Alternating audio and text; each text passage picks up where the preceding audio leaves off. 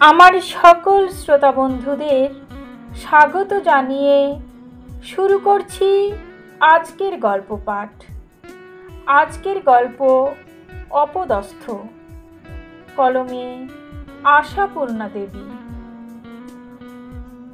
Potassium cyanide যারা খায়, কোথায় পায় তারা? সমস্যাটা গুরুতর।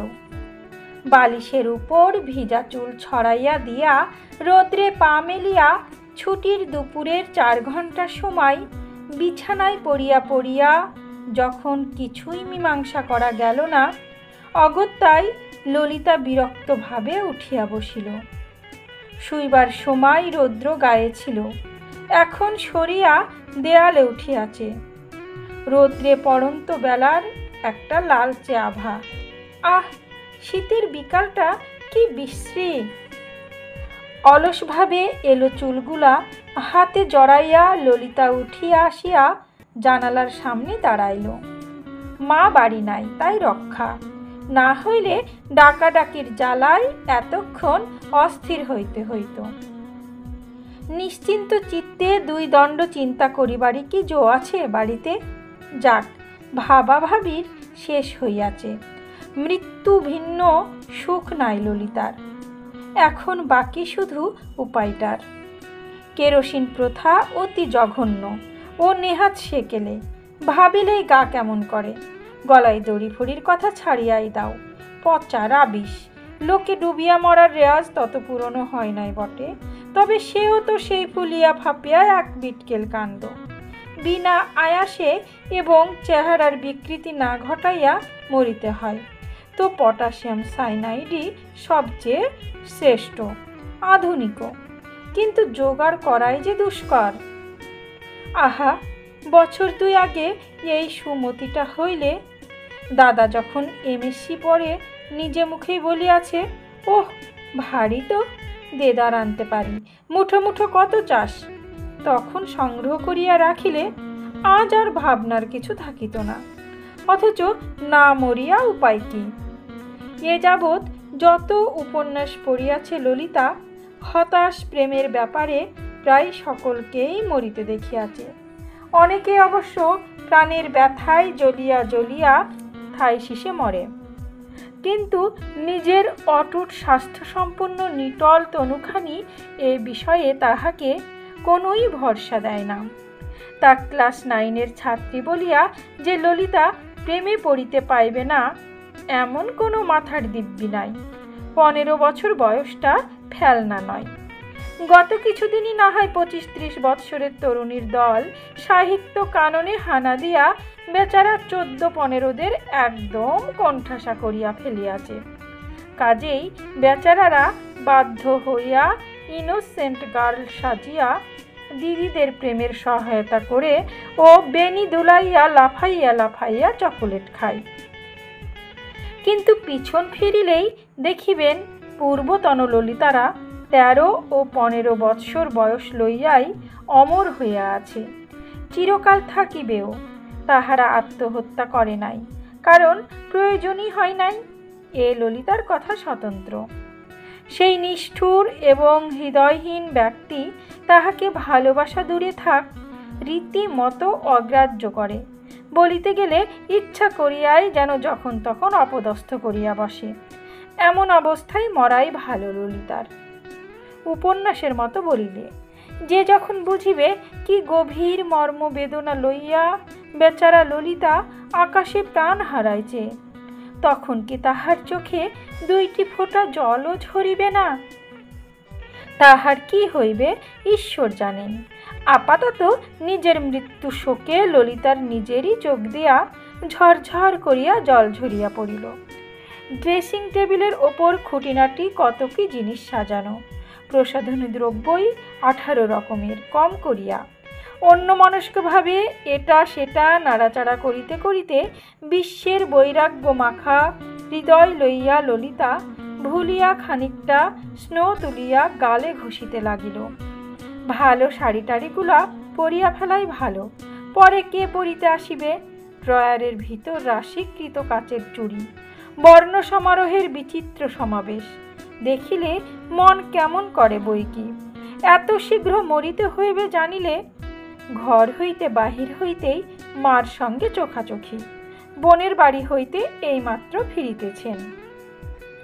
কোথা যাচ্ছিস রে ললি? সাজটা বাড়াবাড়ি হইয়া গিয়াছে বটে। ললিতা অপ্রস্তুত ভাবে চকিতে তাড়াতাড়ি বলিল, কোথায় আর? সুলোচনাদির বাড়ি। কেন, সন্ধেবেলা সেখানে কি দরকার? অঙ্ক জেনে নেব। ভাগ্যি নামটা মনে পড়িল সুলোচনাদির। বাবা, তারই এত সাজের ঘটা, যেন নেমন্তন্নই যাচ্ছিস। ঠাকুরকে ভাড়ার বের করে দিসনি? না তো, ধন্যি মেয়ে বটে। অত করে গুছিয়ে বলে গেলাম, এসে দেখি উনুন জ্বলে যাচ্ছে, ঠাকুর গজগজ করে মরছে। 24 ঘন্টা বেহুশ হয়ে কি যে ভাবিস। ললিতা নত মুখে বলিল, দেব মা এখন? অবশ্য কি যে দিতে হইবে কিছুই মনে ছিল না। মা বাঁচাইলেন, থাক, আমি এসে পড়েছি, আর কাজ নেই। যেখানে যাচ্ছ যাও, একলা যেও না, সীতু যাক সঙ্গে। রাত করো না, যত বড় হচ্ছ ততই ধিঙ্গি হচ্ছ। ললিতা মনে মনে হাসিল। হাই মা, জানো না তো এই দিন রাত বকুনির জন্য কত অনুতাপই তোমার করিতে হইবে। কথা রাখিবার জন্য মরিতে হাড়ি মুখ সুলোচনাদির বাড়িতেই হয়তো যাইতে হইত। দাদা আসিয়া উদ্ধার করিলেন।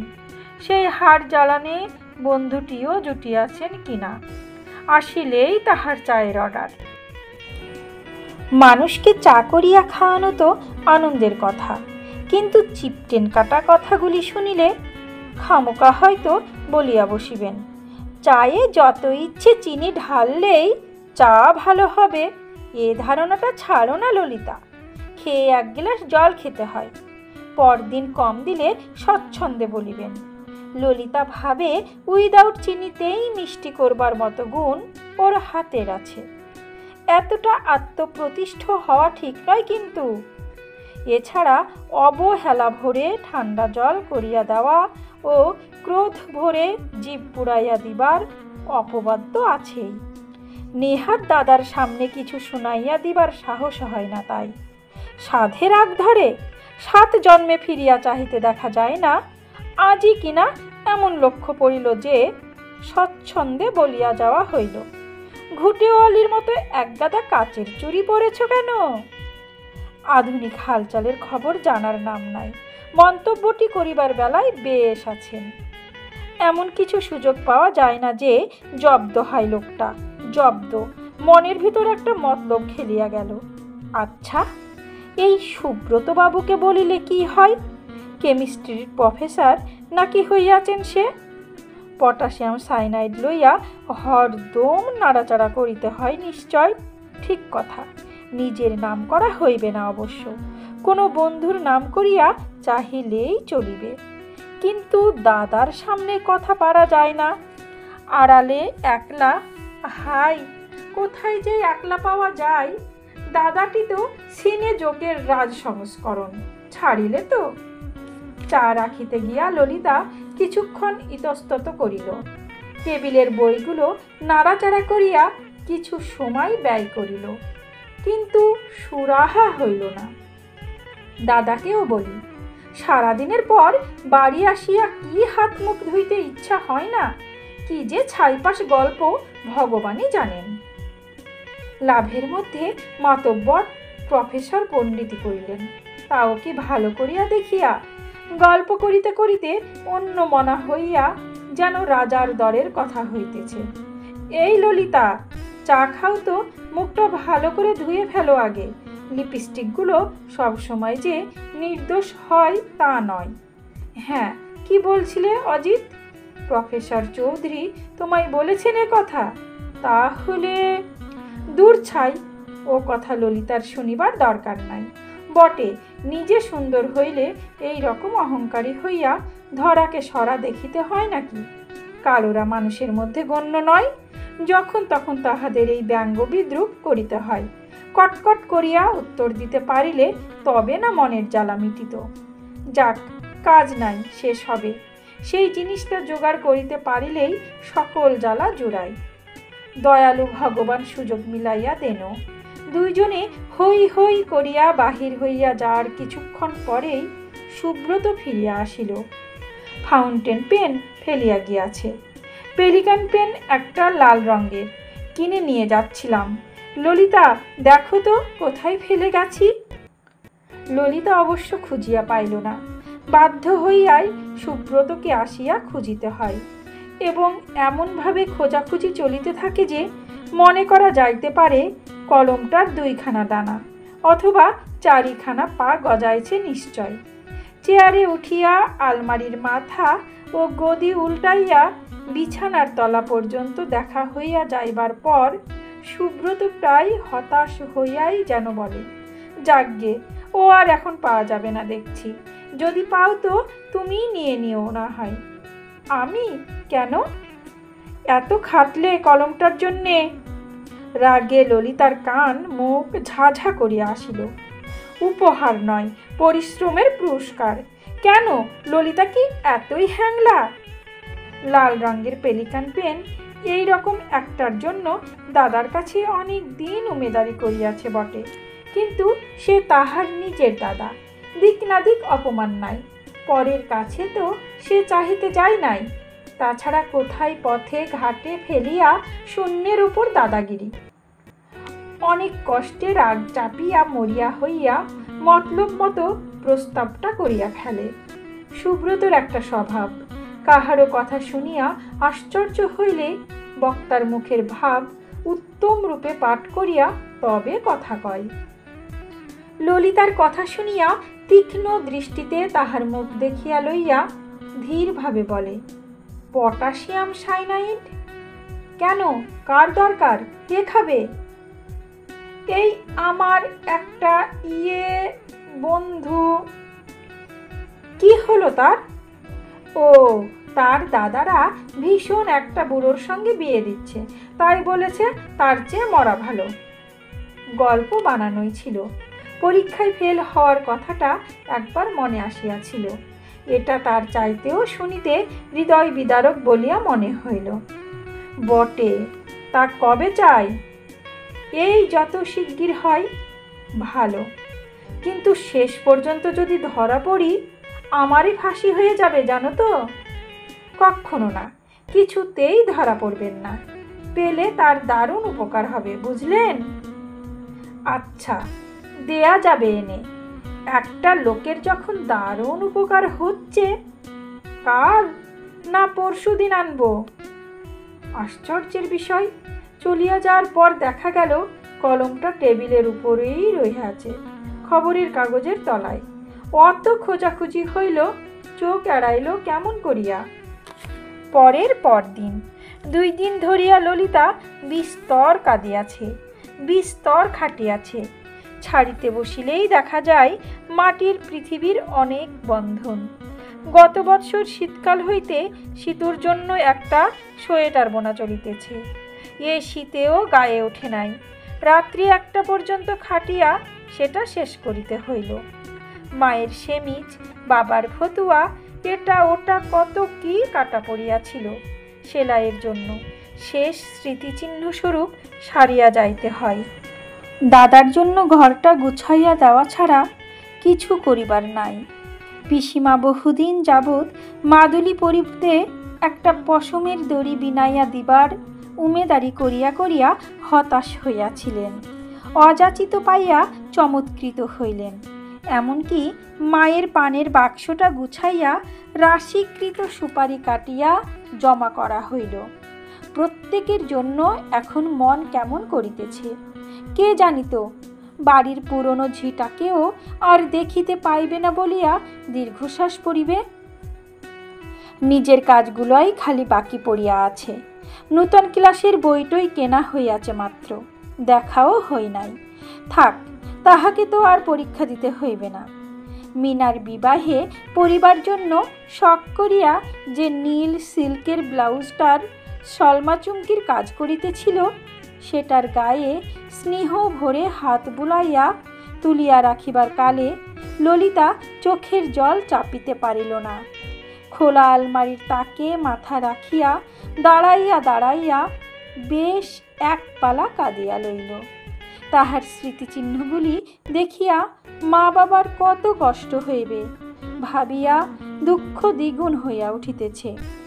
পিছন হইতে আরশির ওপর ছায়া পড়িল। সুব্রত আসিয়াছে। এই যে ললিতা, বাড়িতে কাউকে দেখছি না যে, মা পিসিমা কোথায় সব? মা বড় মাসির অসুখ বলে রোজ দেখতে যান। সীতুর সঙ্গেই গেছেন। তাই নাকি? খুব লায়েক হয়ে গেছেন তো সীতুবাবু। হ্যাঁ, এই যে তোমার সেই জিনিসটা এনেছি, দেখো। আমার পক্ষে এটা খুবই অন্যায় হচ্ছে, তবে নাকি কার মরণবাচন সমস্যা, পেলে উপকার, তাই খুব সাবধানে রেখো, যেখানে সেখানে ফেলো না। অজিত আসবে তো এখনই, বসছি আমি ও ঘরে। ললিতার সর্বাঙ্গ থরথর করিয়া কাঁপিতেছে। আরক্ত মুখ, রুদ্ধস্বর মুঠার ভিতর কাগজের মোড়কটা চাপিয়া অন্য হাতে ড্রয়ার হইতে কলমটা বাহির করিয়া দিল। এই নিন, টেবিলেই পড়েছিল। ও, পেয়েছো নাকি? পেলে তো তোমার নেবার কথা ছিল, থাক তোমার কাছে। আমি কি করব? সুব্রত বেশ বিজ্ঞভাবে বলিল। মেয়েরা আর কাগজ কলম কি করে? বরকে চিঠি লেখে। না, আমার দরকার নেই। অনেক কথাই গলার কাছে আসিয়া ঠেলাঠেলি করিতেছে, মুখে জোগায় না। সুব্রত অনুরোধ উপরোধের পাত্র নয়। বলিল, বেশ, নিলে না, ঠকলে রাখো, যাবার সময় নিয়ে যাব। ললিতা ভাবে, কি অভদ্র লোক, একবার বলিল না, তোমার না হয় উপহারই দিলাম। ললিতার অবশ্য এখন পাওয়া না পাওয়া সমান, তবু মানুষের ভদ্রতা বলিয়া কিছু থাকা উচিত।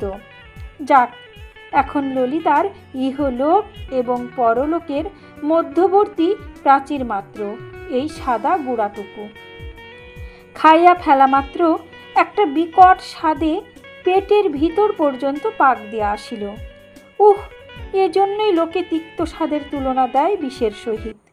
মনে মনে বাবাকে ও মাকে প্রণাম করিয়া ললিতা ধীরে ধীরে চক্ষু মুদিল। চারিদিক অন্ধকার, কানের ভিতর যেন লক্ষ করতাল ঝমঝম করিতেছে। আলোকময়ী ধরণী, বিদায়, চিরবিদায়। অর্ধলুপ্ত চৈতন্যের ভিতর কোণে আসিল, কই কলমটা দেখি। এ কি ললিতা, এভাবে শুয়ে কেন? অসুখ করলো নাকি হঠাৎ? ললিতা ধীরে ধীরে চক্ষু মেলিল। কি হলো তোমার? অমন বোকার মতো ফ্যাল ফ্যাল করে তাকাচ্ছ কেন? এ কাগজের টুকরোটা পড়ে যে, তুমি খেলে নাকি সেটা? কি কাণ্ড, ব্যাপারটা কি?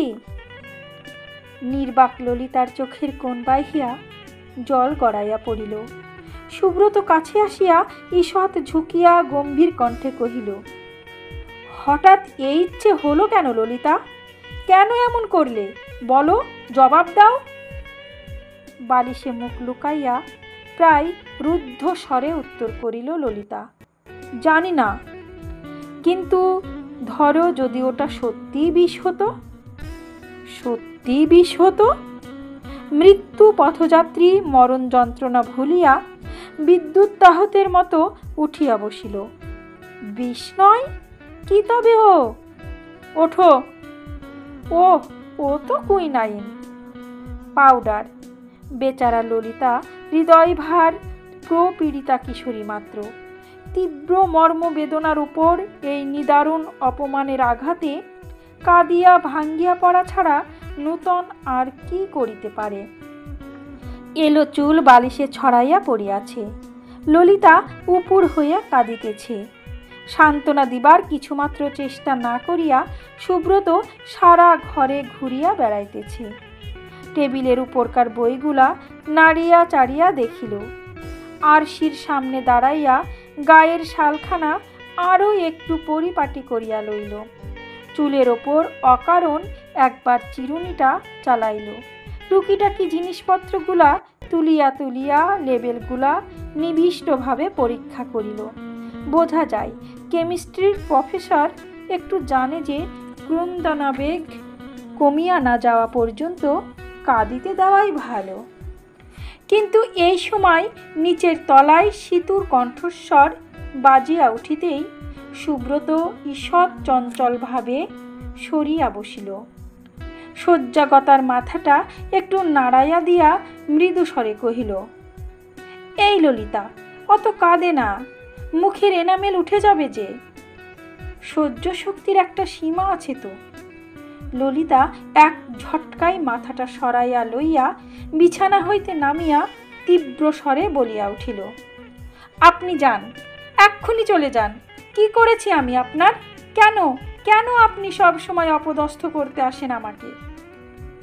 চকিতে বাহিরটা একবার দেখিয়া লইয়া সুব্রত আরো কাছে সরিয়া আসিয়া গলা নামাইয়া বলিল, ভালোই করি, না হলে তুমি নিজে নিজেই দিনরাত অপদস্থ হতে আর আমাকেও করে ছাড়তে।